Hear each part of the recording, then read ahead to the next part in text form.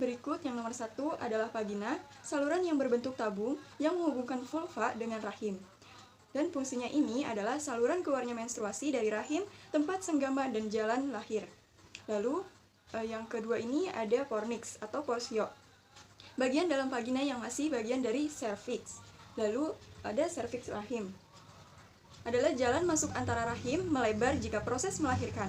Lalu yang keempat ini perimetrium. Perimetrium lapisan terluar berfungsi sebagai pelindung rahim. Lalu yang kelima ini myometrium. Lapisan tengah kaya sel otot dan berfungsi untuk kontraksi dan relaksasi rahim dengan cara melebar dan kembali ke bentuk semula setiap bulannya. Juga di masa kehamilan. Fungsinya ini juga sangat penting pada masa pertumbuhan dan perkembangan janin. Lalu ada yang keenam ini ada endometrium. Lapisan terdalam banyak menghasilkan lendir dan kaya akan pembuluh darah. Sebulan sekali, ketika menstruasi, lapisan ini luruh yang diikuti dengan perdarahan. Lalu yang ketujuh ini ada uterus.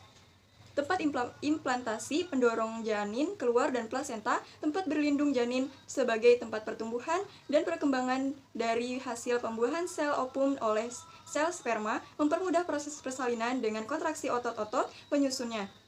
Lalu ada yang kedelapan.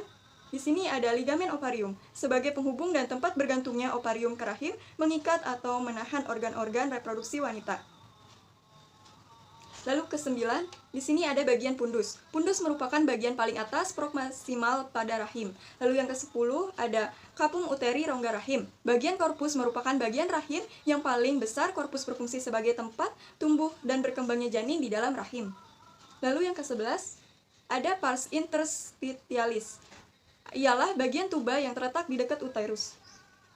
Lalu yang ke-12 ini ada istimus, bagian uterus antar korpus dan cervix uteri yang diliputi oleh peritoneum pircellae. Istimus akan melebar selama kehamilan dan disebut segmen bawah rahim.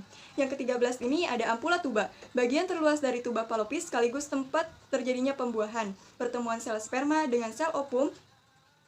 Lalu yang ke-14 ini ada infundibulum, termasuk bagian tuba falopi yang letaknya paling ujung dan paling dekat dengan ovarium, berfungsi menampung sel ovum yang telah ditangkap oleh fimbriae. Nah, yang ke-15 di sini ada ovarium sebagai tempat pembentukan ovum atau sel telur dan menghasilkan estrogen dan progesteron.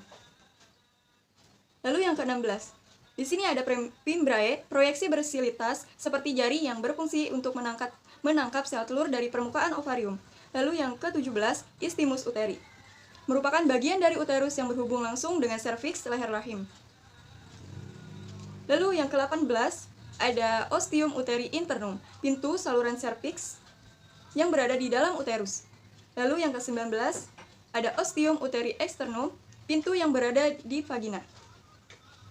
Sekian video dari saya, kurang lebihnya mohon maaf. Wassalamualaikum warahmatullahi wabarakatuh.